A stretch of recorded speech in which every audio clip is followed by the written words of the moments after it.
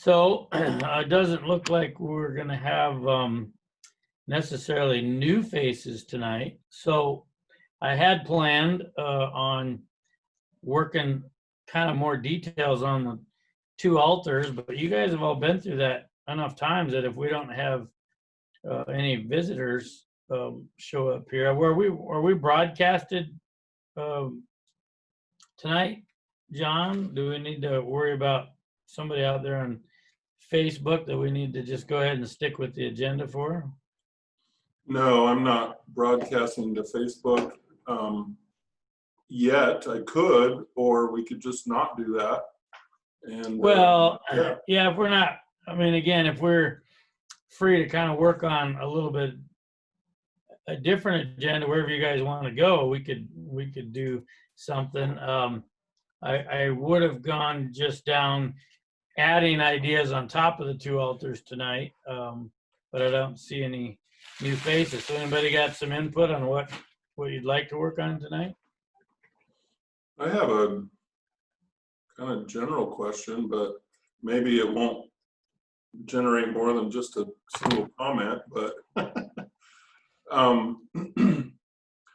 what does it mean that Jesus became sin for us? Is that just him receiving the wrath of God as we understand it, or is that something different?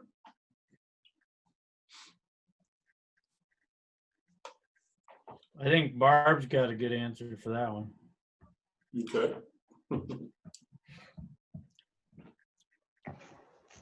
Well, I guess I was just thinking about that a little bit.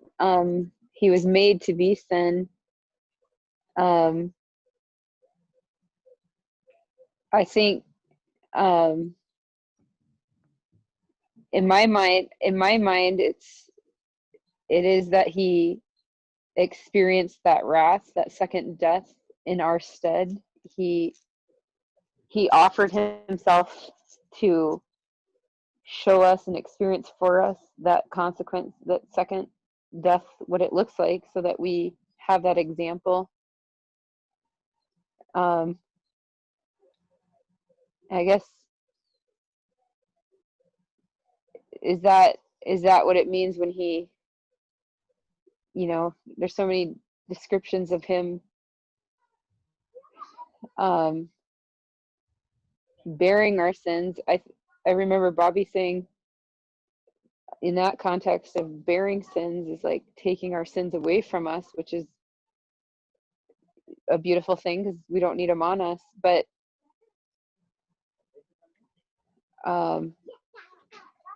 there's other descriptions. I remember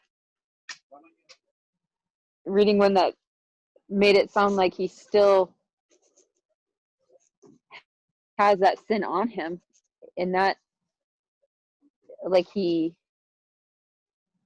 swallows it up or something. I don't know. I remember asking Bobby about that, and I'm trying to think about how he answered that one. I don't remember that, but I think that was from maybe E.J. Wagner that I had read something where it had said something like that. I like the idea of him taking the sins away from us, bearing them away from us. I like that more than him still having to carry them somehow. Well, Wagner, though, is working on the concept in the sanctuary where, the sin was transferred onto the lamb, and then from the lamb to the high priest via blood, and then from the high priest sprinkled on the altar in the holy place, and then once a year all the way into the most holy. And in that context of the story of the sanctuary and its meaning, he is still carrying them and will carry them until the scapegoat part of the story is finished.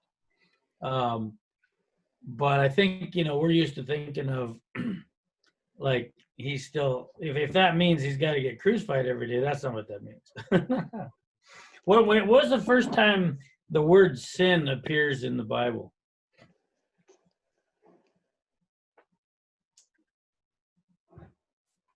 Who can come up with that?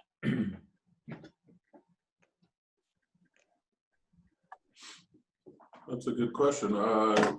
Guess I'm not really sure. I wanted to jump to Genesis, but I'm not sure the word is actually used. Yeah, look up on the search. What's the first time that word sin appears? I have to take my phone, which is my camera right now. I'll start flipping in Genesis. Someone else can start looking. In New King James, it's Genesis 4:7. If you do well, will you not be accepted? And if you do not do well, sin lies at the door. That's the Lord talking to Cain. So in that verse, which is the one, I was thinking that'd be the first place. Sin lies at the door. In that verse, it doesn't explain what it is. It just says it wants to get it. If you do not do well, if you do well, you'll be accepted. If you do not do well, sin lies at the door. Yeah, so I guess it's kind of like the idea that it's sitting there trying to get in. Is that what you would get from lies at the door? Well, when we do the two altars, which has already happened in this story, where Cain put the wrong stuff on the altar, wouldn't we, from a legalistic perspective, wouldn't we be defining that he already sinned? And why, if he already sinned, even if it was not just about the wrong thing on the altar, but just in general, was born a sinner, so he had sinned. Why is it that sin is still lying at the door if he's already a sinner? I don't know. It's an interesting thought. Well, who's got a verse that would you think of as a defining verse of what sin is? Could it be that it's meaning death? Death is at the door? Yeah, the ultimate wages of sin is death, but there's always hope. I don't know.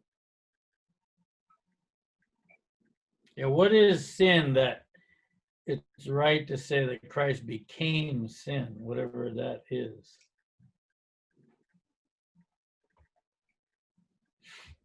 That's one worth thinking about a little bit, John. Well, here's one Yeah. one verse in 1 John 5:17. All wrongdoing is sin. All Yeah. wrongdoing is sin.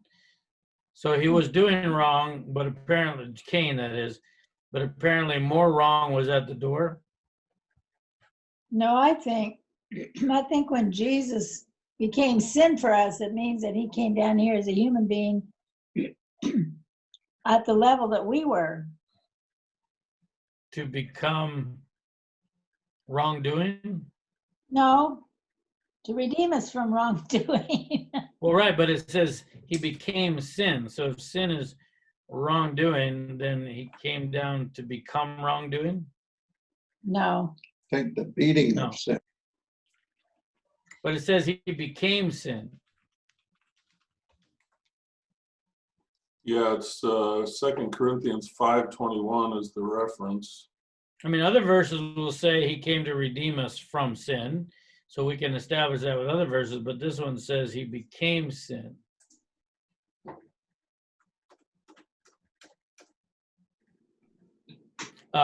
Typically, the King Jamesers will throw sin is the transgression of the law, right? So if you use that definition, you could try it there and say, well, then Jesus became transgression of the law. Transgressor of the law.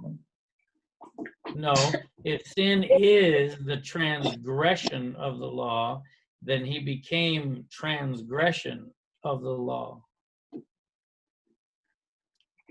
Because then the next line says, yet he knew no sin, which means he was not a transgressor, but he became whatever transgression is. I'm just trying the definition to see if it makes sense.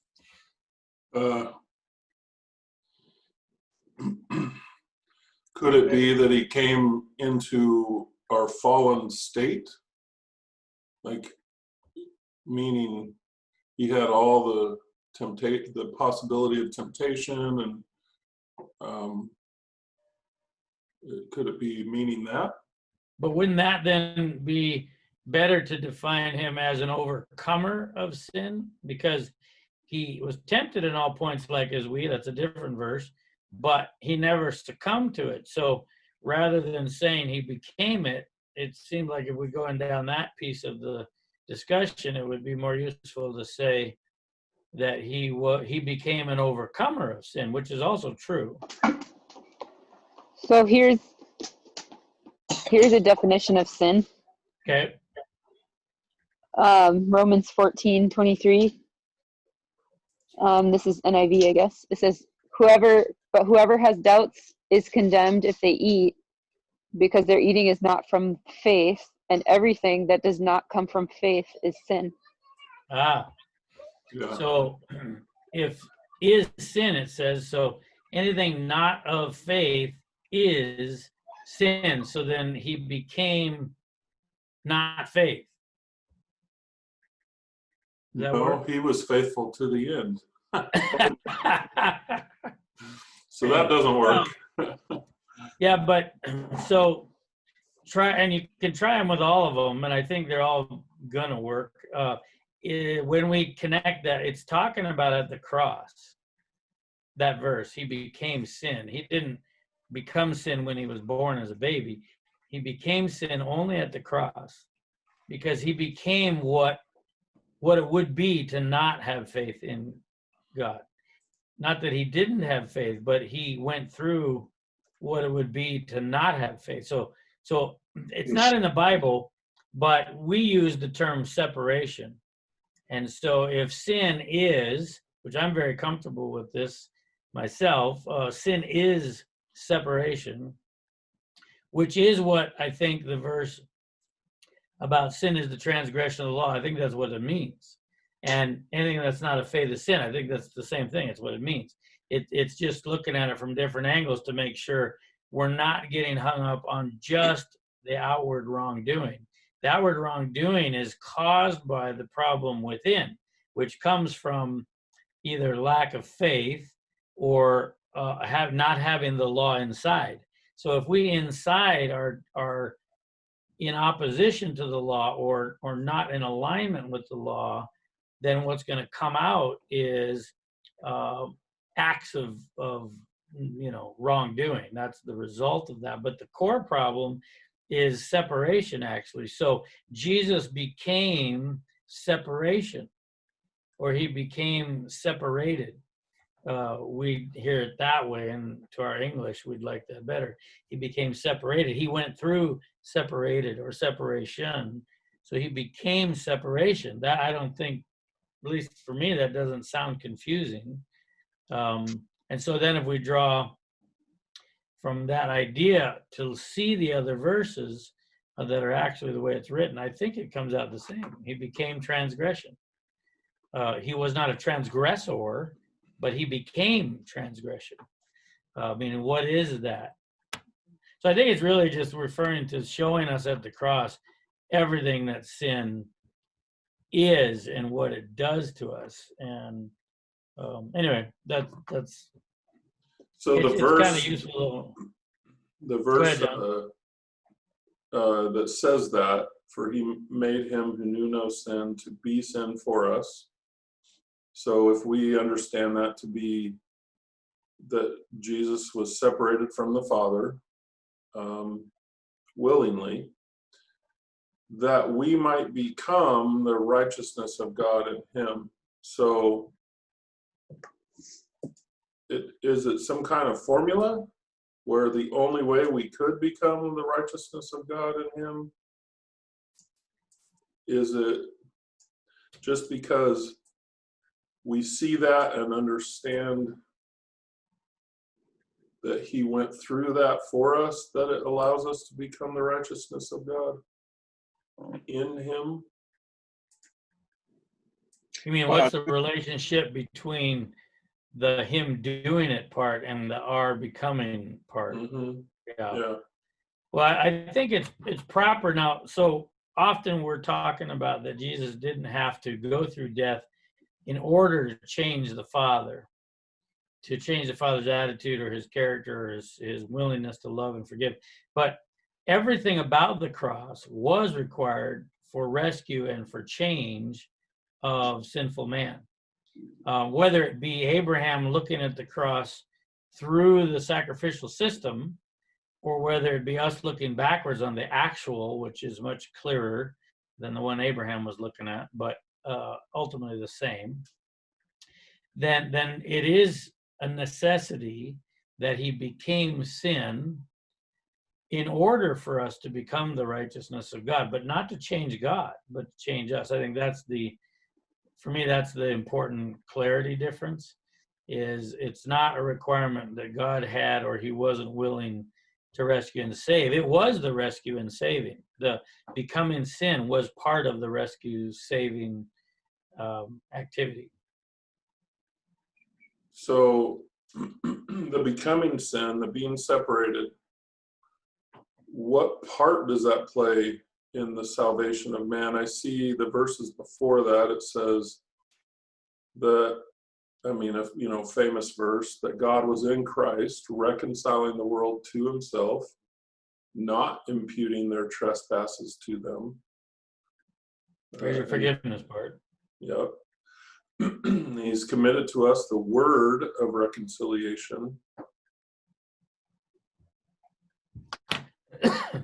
Well, the And part about that, then when he becomes man, they're going through that whole thing that he never lost trust and dependence on the Father. And that's how we're to make it at the end, is to have total dependence on God. so it was done as an example to us as well. That do you Well, think that means we'll have to experience that feeling of separation?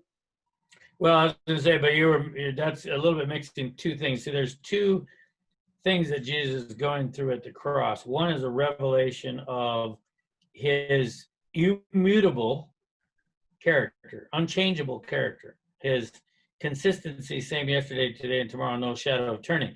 So that is part of the revelation that is referred to in the verses about it was God manifest in Christ reconciling, right? But part of the reconciling formula required that an understanding be given of what sin is and what it does. Because God said in the beginning, sin is going to bring about death. And Satan said, no, it's not. Eve, you can eat this fruit, you won't die. So God wasn't talking about sleep death, a nap. He was talking about actual death in the end, second death, we could call it, or death that is the death of the wicked as a result of the sin. So part of the reconciling formula, it is necessary that be revealed by God going through it, not by other humans going through it yet. That there isn't full reconciliation to God for man to become fully the righteousness of God without that being revealed. That's the necessity of Christ becoming sin. Well, we probably couldn't make it. So would you say that the biggest confusion in all of that is the way that we define sin in our lives, in our hearts, as the outward behavior, and that we don't look inwardly to see that sin is when I'm separated from God and not trusting in him? I'd say that's certainly part of the confusion. The second part, which usually is bigger or comes first, is the motive for God saying that it was required. Like if God said, hey, this is going to take a sacrifice, the death of myself or my son, once he says that, why? Well, why is that needed? Why is that required? That is a confusion, right? Because we like, what if God could just yell and everybody would straighten up, right? Could you yell at everybody and they straighten up and we don't have sin anymore? Could that just fix it? Well, so God has to try that. So the mountain shakes or whatever, and or earthquake and fire in the mountain, and we see, does that fix it? No, it doesn't fix it. So ultimately, this whole thing has been about, one, God said it at the beginning, it's going to take a lamb, meaning his son, sacrifice. But why? Satan loves to build all the wrong reasons why. Well, because God just arbitrarily made that up. He just made a rule that said we have to have some blood or you can't get back in. Or, there's a whole list of what those are. But I think that is the core, which is actually on our two altars topic, right? The two altars, what we were really working on, what we worked on last week and are building out tonight maybe, is that what is that real need for that sacrifice? I mean, think about like last night's, those of you who were on, the conversation had to do with watching a video about atheists and their opinion about the Ten Commandments.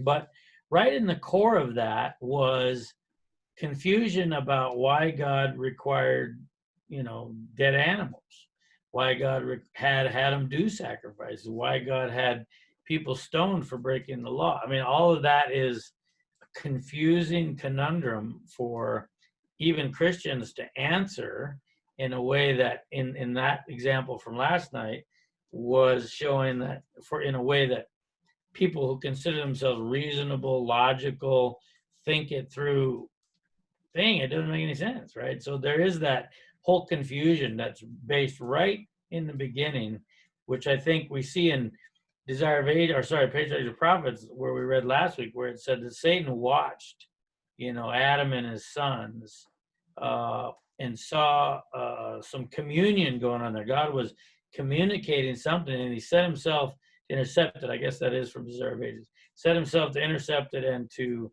confuse it, which is where all the confusion comes from. But it is over that piece of it. I think John is part of it. Is sometimes we talk so much about God's love and his love being revealed in the cross, and the cross was to reveal his love, which it was. That's 100% true. But the other piece that was needed was, now he's got to reveal sin.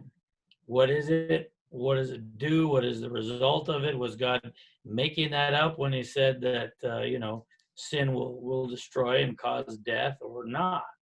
And so when he and the universe can watch him separate himself from his son, and Jesus goes through that separation experience at the cross, now the universe is actually watching God carry out exactly what he said would happen, not because he's arbitrarily, inflicted this on Jesus, but it is the result of if God separates from Jesus, who at that time was human, there can't be a continuance of existence. It doesn't.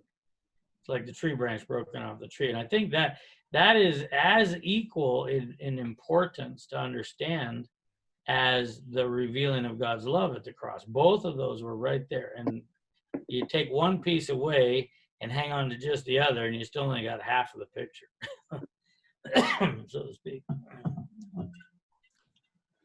So the temptation often is to believe that Jesus died because of crucifixion, right? Many people,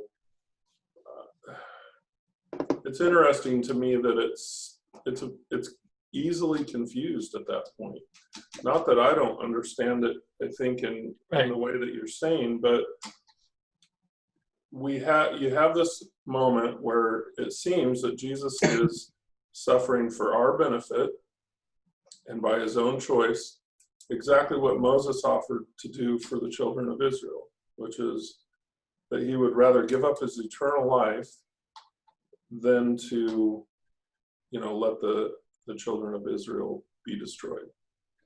Yeah, so the core of that confusion, and then you guys can discuss this. I'm going to use the phrase you just used, just because it works good, which was, he was suffering for our benefit. What we skip over really quick, and then run off into some general conversations in normal theology with this, is how does his suffering benefit us? well, why is that any benefit to us? I mean, if you were there watching it, well, now you can go to the Mel Gibson movie, right? You can watch that. I watched it one time. You can watch it once and go, yeah, you know what? It's actually hard on my psyche to even watch that. Is that good for me? Do I need to watch that 3 or 4 times? You know, so it's horrific. Am I So supposed how to is just that- feel really bad? Is that what's gonna- Yeah, exactly. Well, that's what it was when I was young. Usually the sermons about the cross and how horrible it was to make me, at least what I took from it. I'm not saying they intended this. I don't know what they intended, but my receiving of it was, yeah, I need to feel really bad about how bad I am because what I am caused that. I wasn't sure how because I wasn't there, but apparently it did because that's what I was told. So it's that piece that is often just Satan. You know, that's Satan's idea that somehow I needed to be made to feel more guilty or something by that, and so that weighs the guilt up heavy, and now I could maybe stop sinning because I feel guilty enough about what I was doing. I don't know, but I got to admit that hasn't worked for me yet. So no, it doesn't fix it. I got to find a better way. Yeah. So you know, tonight's verses that would be helpful on the altar are like, for instance, in Isaiah. You know, we spend usually quite a bit of time just on Isaiah chapter 1, so you know that one well. But right in there, he actually tells them, you know, don't bring me any more of these sacrifices. And he's talking about lambs and goats and the ones, not vegetables. And then another one is in Samuel when Saul, you know, goes off and he's supposed to kill everything, but instead he brings back all these sheep and cattle, thousands of them. And his justification was, well, because now we can, you know, give some sacrifices to God, some extra, as if what?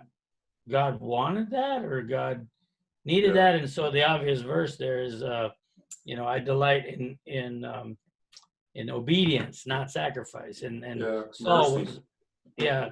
Well, specifically, it was, is it better to obey is better than sacrifice is the verse I'm trying to quote. Right. So in Saul's story, obedience, which wasn't there, is really what God is after, even through the sacrifices. And if sacrifices are not producing obedience, then what good are they? So that's our sort of rough sort of version of that verse. But then the other one would be Psalms 51, which I like, probably one of the best ones, right? When David says, I figured out it's not burnt offerings that you want. Those are not the sacrifices that you desire.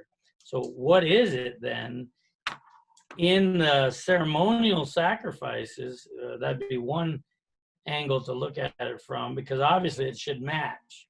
What is in the real sacrifice that we could say, well, God was pleased with that sacrifice. It was a sweet smelling aroma to him.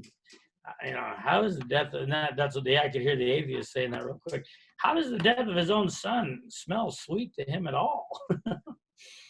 And I think from my initial response to that would be because there was nothing of self in it. Not even one iota, which is complete obedience. yeah, but is it because God desires perfect obedience so much and can't get it out of any of us that he finally went, oh, good, I finally got some perfect obedience out of somebody, right? Because that's where we would go with it from the wrong perspective of the motive that God has for these sacrifices. Right. Yeah, that's putting the wrong motive on him.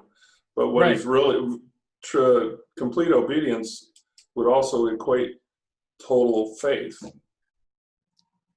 total trust and complete faith in the Father. So those are actually kind of one and the same.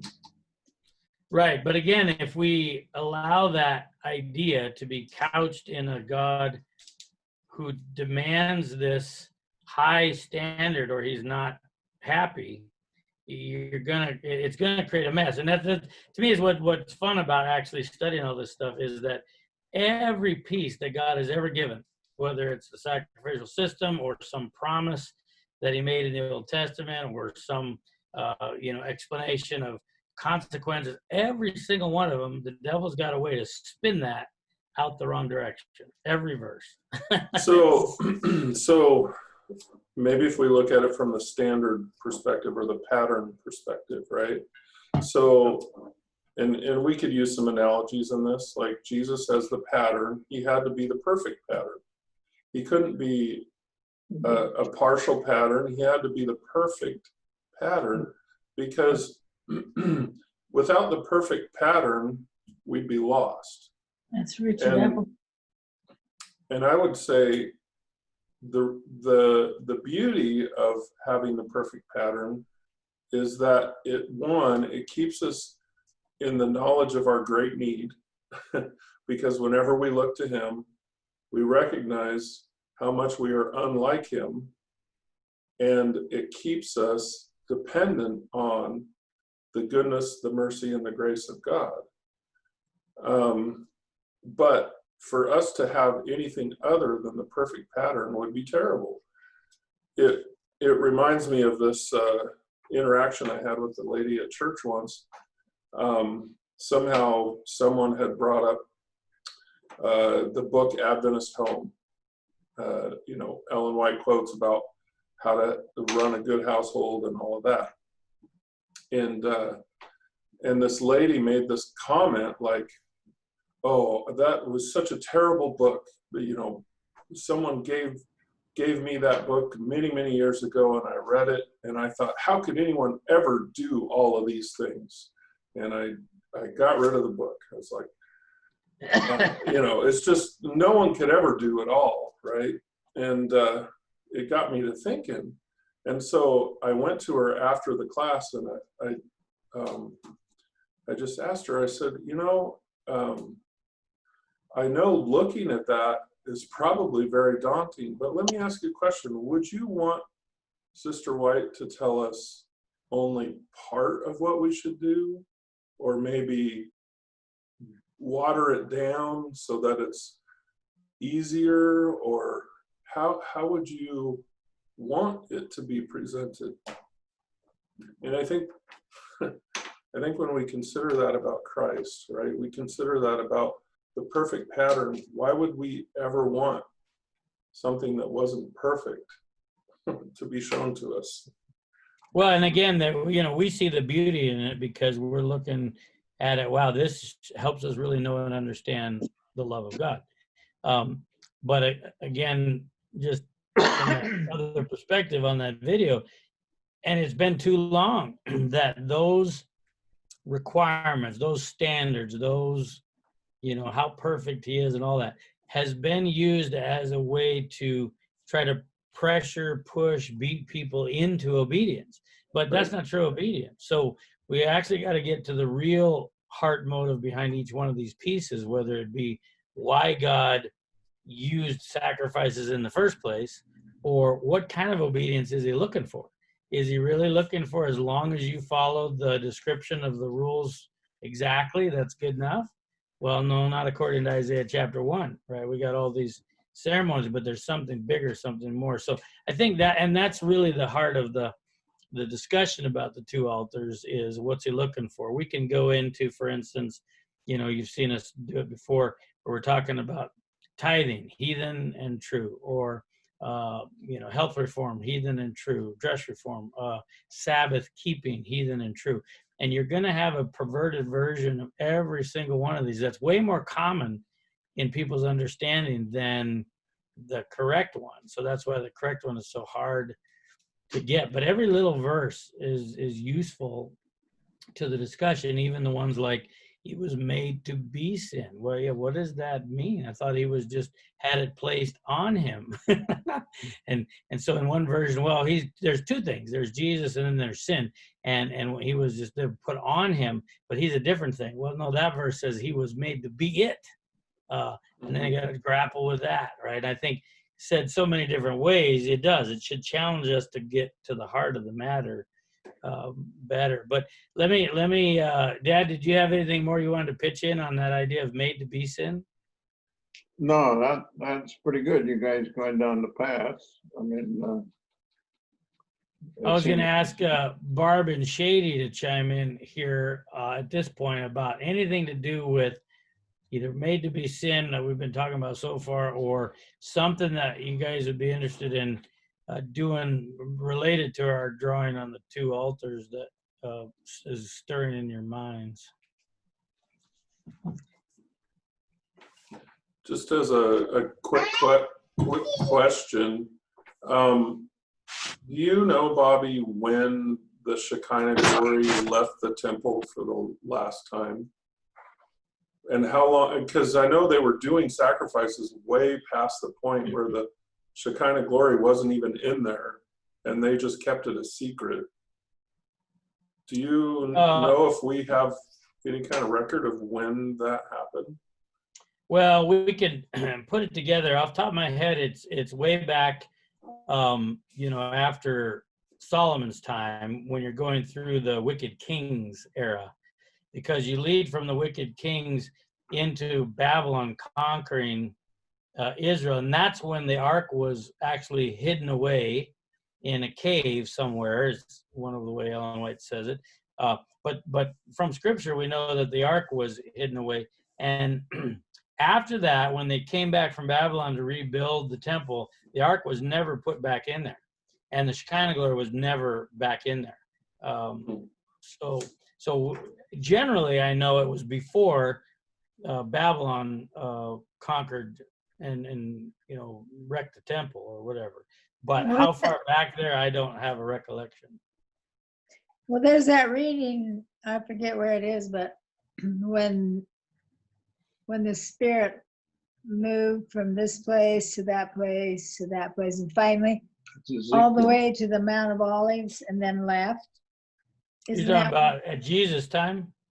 No, it was way back. It was before God allowed them to take, Bob says it's in Ezekiel. It was before the destruction of Jerusalem the first time.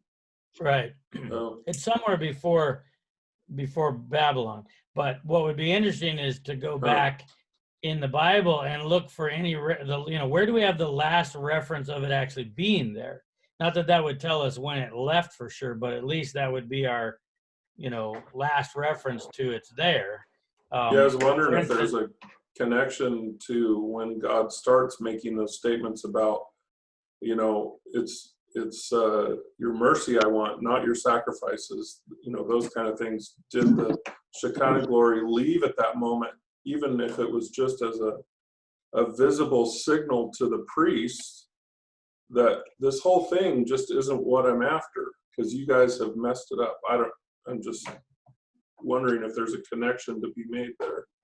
Well, so we could take and, for instance, look at the verses in Ezekiel about the vision he had on the temple being filled with snakes and creepy crawly things and all that, which was a vision. But see if anywhere after that, is there any reference to the Shekinah glory being there? Yeah. I don't recall any. The one I do recall would have been, of course, Solomon, the obvious one, right after the temple was dedicated, and then the temple was filled with fire and smoke and all that. So we say, oh, there's Shekinah glory came in the temple. Now, after that, do we have any specific reference to it? It would be interesting to look into that. Yeah. But certainly by Babylon, About. by Babylon and after that, no, it wasn't there. Neither was the ark. Okay. What is the glory that you guys are talking about? What is that? Oh, that is the presence of God. So in the temple, you have the outer court, and then the holy place, the most holy place. And in the most holy place was where the Ark of the Covenant was. And the Shekinah glory was it was a bright light that rested on the ark, on the throne, and it represented God's presence. It was God's presence in the temple. But there was a point in time where his presence no longer was there, and yet the Jewish people continued to do the ceremonies. right? They continued to sacrifice lambs and do all the things, but God's presence wasn't there. And I was just wondering if there's a connection between things God said about sacrifice, like it's not the lambs that I want, it's not all the slaughter that I want. If there's a connection between him saying that and his presence leaving the temple, just from a timing perspective.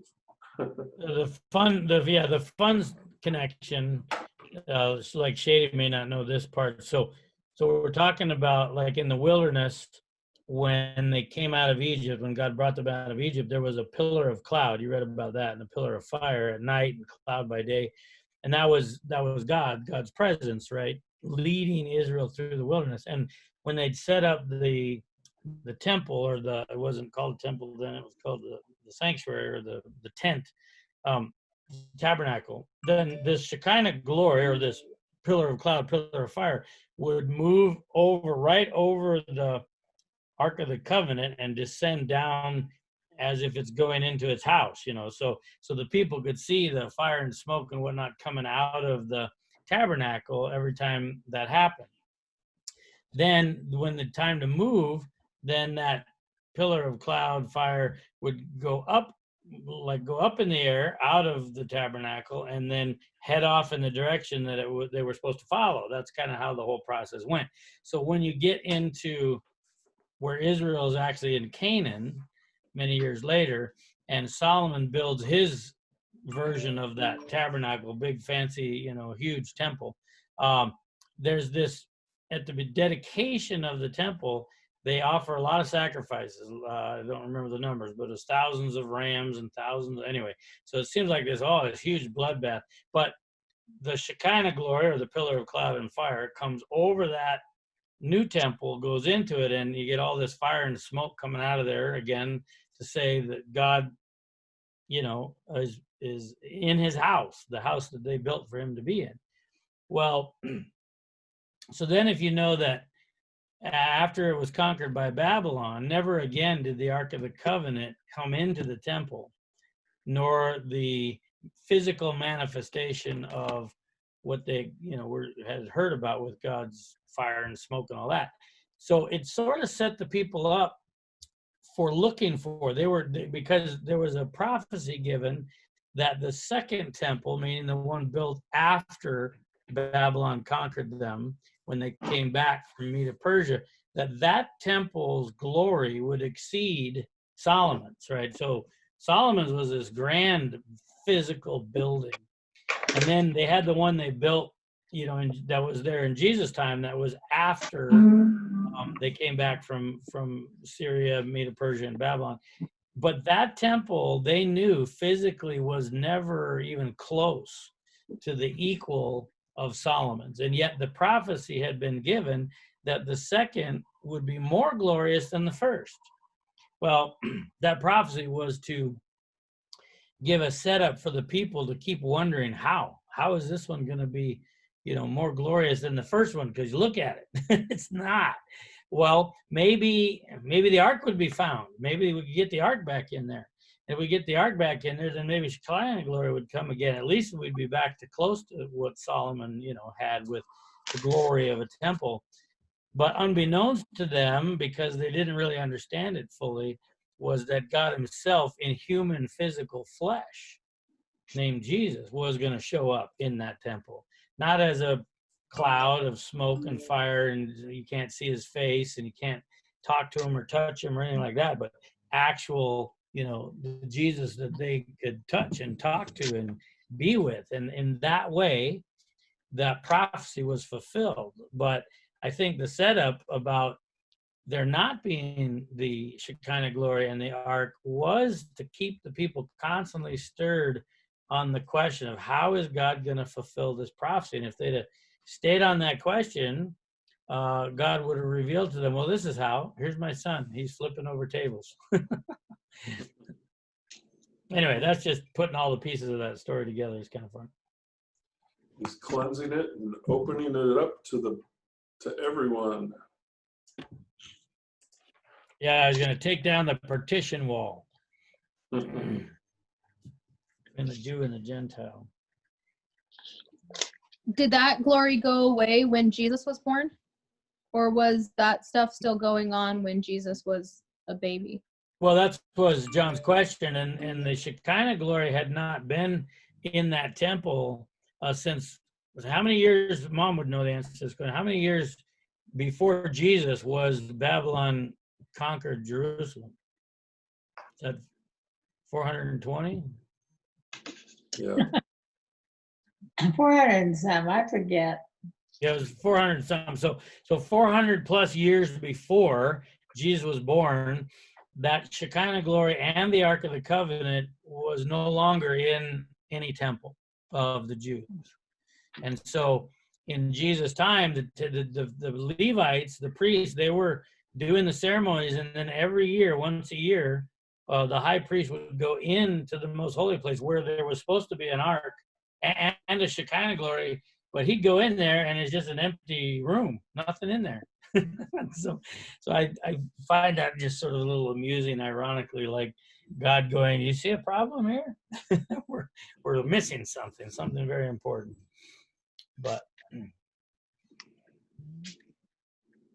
Yeah, I think I've often thought of this, and maybe it was a quote, something I read from Ellen White or whatever, but when the veil was torn in two, it was exposed to the people that the glory of God wasn't there. And that always left me with the impression, well, apparently the common people had no idea.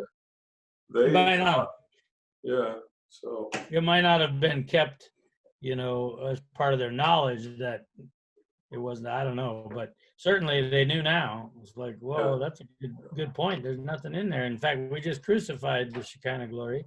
yeah. And Jesus said, behold, your house is left to you desolate. That's an exact reference to the absence of the Shekinah glory in the holy place. Yeah.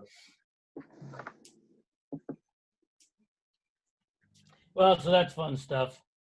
Anybody else? Last thought or comment you want to bring up before we done for tonight? Oh goodness, I feel like I sucked up all the time. I apologize to everyone else. I didn't No, it was a realize good- what time it was. It was a good connection to our two altars. So I see Laura. It looks like Lori and Darren are on here. Are you guys on there?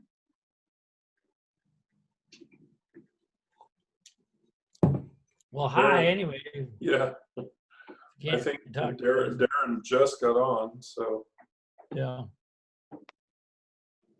Any thoughts, Barb, you want to throw in the mix before we wrap it up? Well, I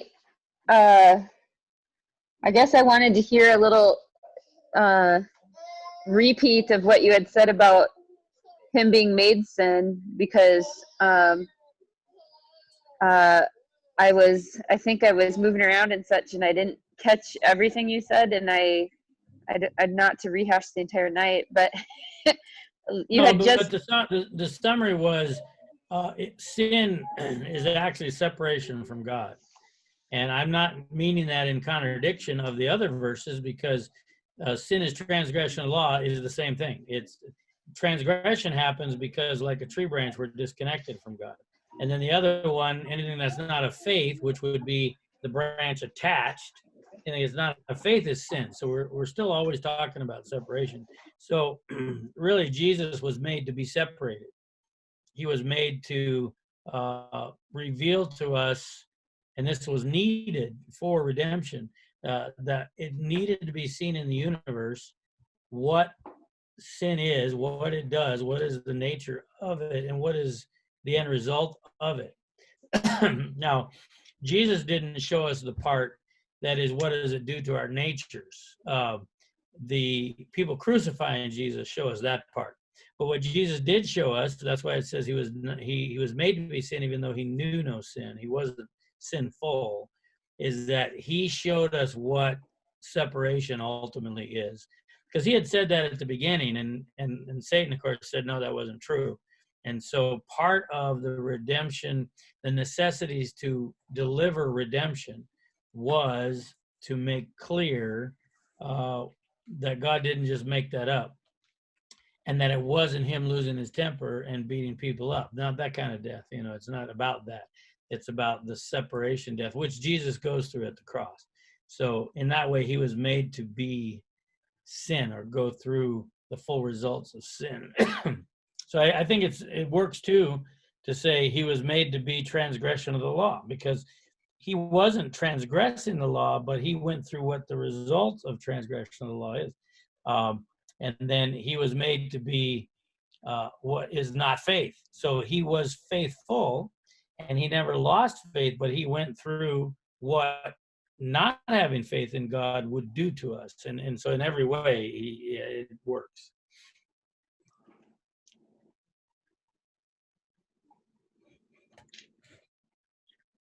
Good. Hey, Thank you. Uncle Rich. How's your Arise class going?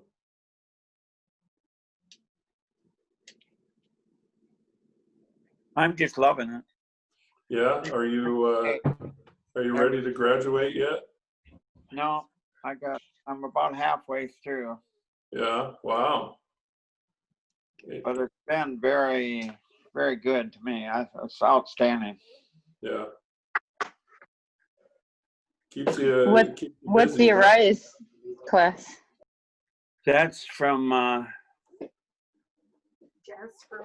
Light Bearers with, well, they have several, but there's David Asherick and Ty Gibson, and I had 15 on health, and Wow. there's 15 classes on Daniel, which was pretty interesting because he didn't go through everything on the beast and stuff. He went through how the covenant is right in Daniel.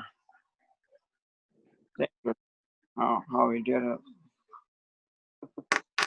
So Cool. Good. All right. Well, you'll So have to teach us sometime. next week, I guess we'll partly have to just see if any new visitors are here, or maybe as to what we do. But if we don't work, well, what do you guys want to do? I know we started talking about prophecy and different stuff, and we shifted that to Sabbath afternoon. We could work on it next Thursday if we don't have visitors, so to speak. I don't mind staying on track with talking still more. Like next week, we could talk about sanctuary. But you guys have done that a bunch, so I don't want to just keep going around the same merry-go-round if you're not going to get any out of it. I like the sanctuary one. Actually, Shady, have you seen the sanctuary presentation yet? He went over it in Walla Walla Okay. after one of our meetings. Yeah, just Barb and Shady and I did it. I think the last time I was down there. Okay, cool. Yeah, I think so. Yeah. So maybe Shady and Barb, can you guys come up with a couple of alternate questions to work on if we don't have visitors next Thursday? Sure. Text me some. Okay. And then if I need to send out reading assignments for it, I'll have John send those out. I've had you kind of been putting on a list, reading stuff for you guys to do, but we haven't really stopped and spent time talking about all that together. And I kind of meant to throw it out there to give you a lot to gurgitate on that we would then bring to a more concise conversation. So it wasn't that I was saying we needed to go through all the details of all those chapters necessarily together, but if you got some pieces of it, in anything that we've been, reading on either in scripture or in spirit of prophecy the last 4 weeks, you could toss that out there too, and we could kind of focus in on either a couple of paragraphs or a chapter or something, if you got some thoughts we need to work on. So anyway, send me a couple of ideas, and I will still be prepared that if we have some visitors, that we will either conclude on the 2 altars or we'll work on the sanctuary a bit. All righty. Okay, good to see everybody. Have a good rest of the night. John, you want to just have a closing prayer for us? Sure. Father, we just thank you for this time that we could come together. We thank you for your love. And Lord, the more we dig, the more we realize there is to know. And we just ask that you would bless this journey for each of the people in this group and help us all to not only just learn facts, but to let it sink into our hearts and change those hearts. We thank you that you want to do that, and you've promised that you will do that. And we look forward to the day when we get to see you face to face. Amen.